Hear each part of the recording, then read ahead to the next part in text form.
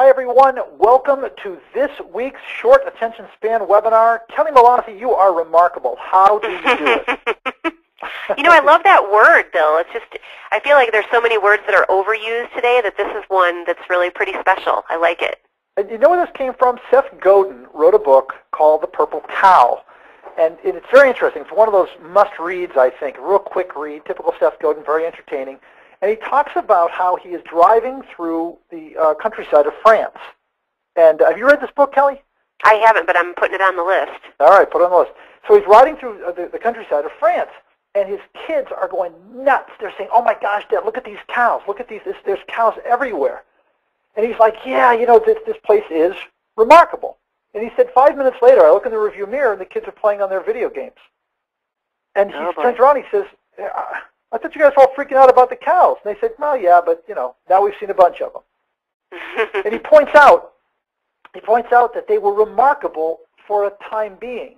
And then they became blasé. He said, now, a purple cow would be remarkable if we ran across one of those, but only for a while. So his point is, you know, he's saying, why be normal? You want to be memorable. You want to be remarkable. And this goes with every aspect of your selling. I think this is different from from the differentiation program than we did, Kelly. Well, this is about personality, really, Bill, if you think about it.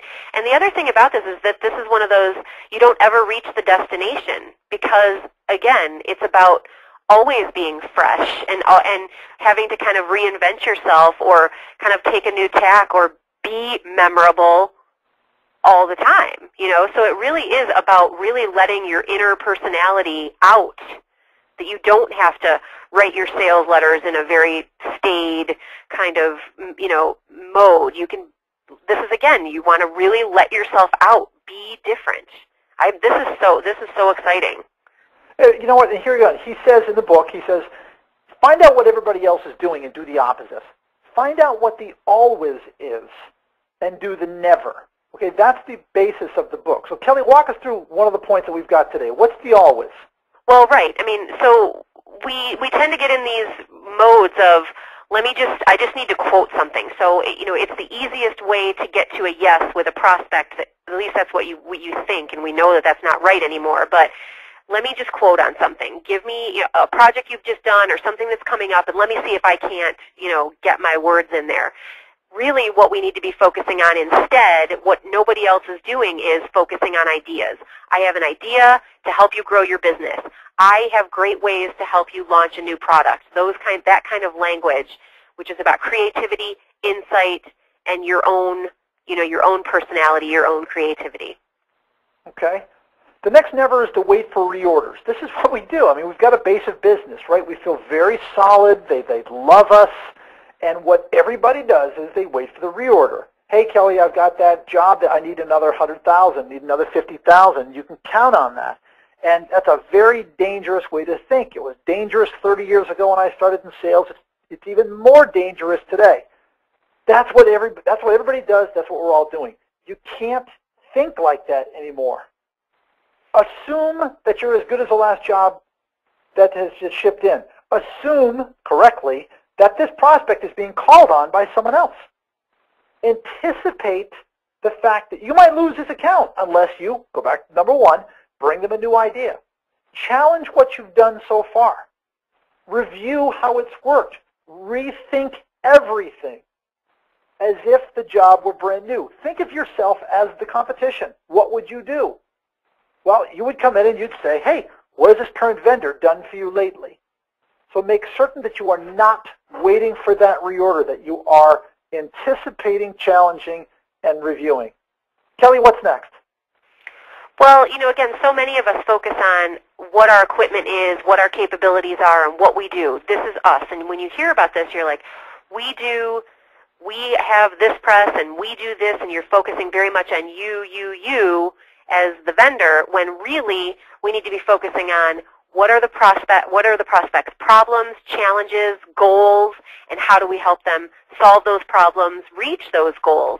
So we're really, again, instead of focusing on our work and our equipment, we're going to focus on, again, ideas, problem solving, being a consultant, being a trusted advisor, and being somebody that they go to early in the process to be a part of the solution, not just the guy they throw the quote to see who's cheapest per thousand.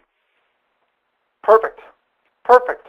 And there's that assumption thing. You know, we've done a webinar in the past, a short attention span webinar, on making assumptions, killer assumptions, we called it. And the assumption is that once they become a customer, they're a customer for life. They're ours to lose. And I'll tell you what, when I first started in selling, this was true. It really was. I remember some of the veteran sales reps were looking around the office, these guys that had been around for 30, 40 years. I was in a Boston office. There was one guy that sold to Gillette. There was one guy that sold to Liberty Mutual. And we're looking at these veteran reps as gods.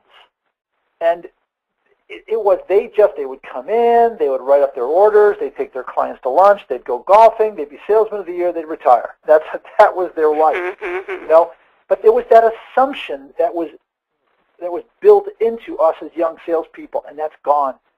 So if you are assuming that that client will stay with you, just understand, you're as good as the last job you shipped in. There is no customer loyalty as we once knew it. So you have to constantly, every single time, appreciate any work that they give you, right down to saying thank you. Thank you for the reorder. Thank you for trusting me with your business.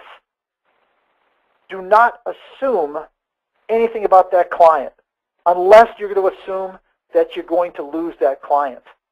Now, it's a very nerve-wracking thing to say, but that's going to keep you on your toes.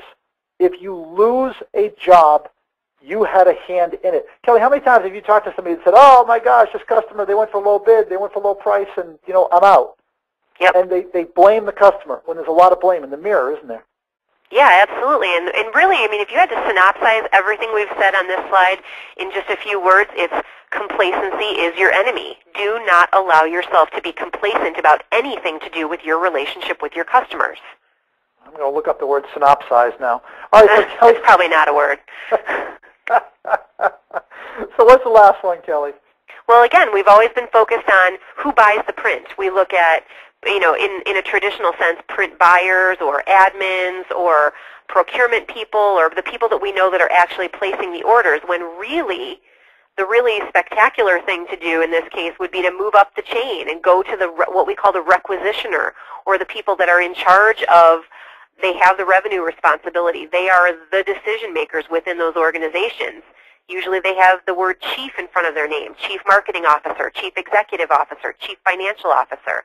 These are the people that we pitch ideas to and we pitch results to, and that are going to have a lot of power across the entire organization to really put us in a spectacular position with our customers.